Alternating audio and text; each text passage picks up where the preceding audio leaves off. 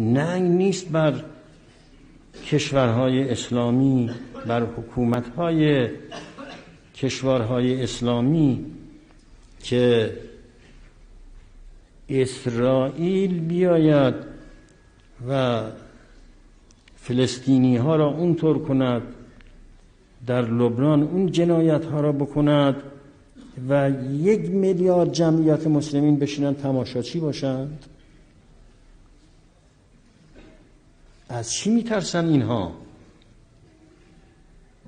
چرا باید اینقدر بی ارزه باشند؟ شریان حیات شرق و غرب در دست اینهاست. نفت شریان حیات اینهاست. اگر 10 روز نفت را به روی اونها ببندند خاضع میشن اونها.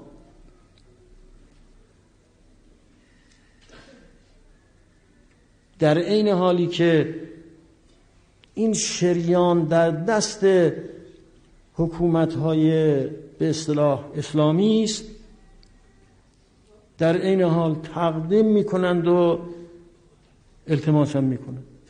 این مصیبت نیست برای مسلمین؟ این مصیبت نیست؟